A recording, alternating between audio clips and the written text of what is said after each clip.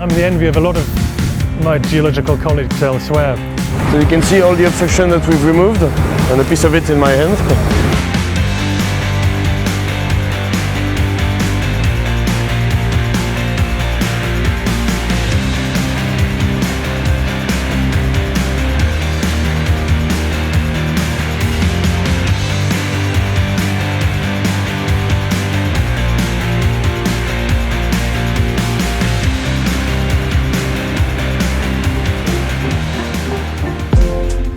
Being a geologist on the Tideway project is well, it's like opening a treasure trove. There's so much different geology to get stuck into.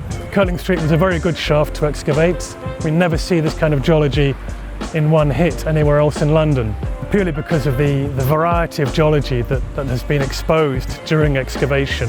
We've seen the array of exciting colours and textures that we've encountered, you know, from the greys and the blacks of the shelly beds to the exciting mottled colours of the mottled clays, to the greens and blacks of the Upner Formation, and then to the greeny greys of the Thanet sand. I shouldn't forget the chalk, because that's always an interesting deposit to tunnel through, and all the problems gives us from groundwater to hard flint. We're unearthing all this geological history. Each rock tells us about the environment that existed in London all those millions of years ago. So yeah, it's exciting digging it all up, and we often say in geology that the present is the key to the past. So we can look at our landscapes around us today, and we know from the rocks what would have existed all those millions of years ago. So for me, Tideway definitely rocks.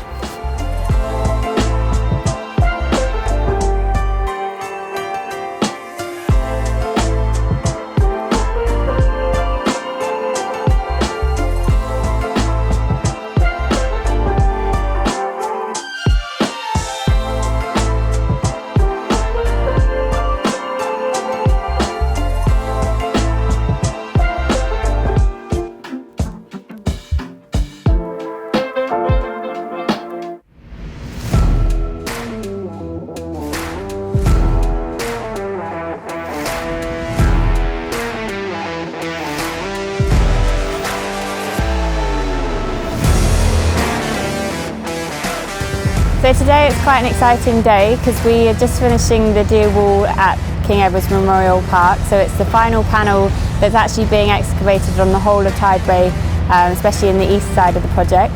As well as this, we split the site in two. So we have the hydrophase working on all the D-wall for the CSO panels, and we also have the start of the capping beam work. So this is for the shaft capping beam and also the river wall.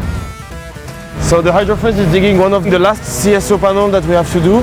So it's basically the chamber that's going to bring all the sewage inside the shafts. So the panel is just here. We're going to dig it until tomorrow, and then we're going to concrete it for the final pour of the D-wall works. It's going to look like a completely different site in a few weeks because the hydrophase is leaving. So that's going to be demobilisation phase for the next couple of weeks. And then the shaft excavation should start sometime in November.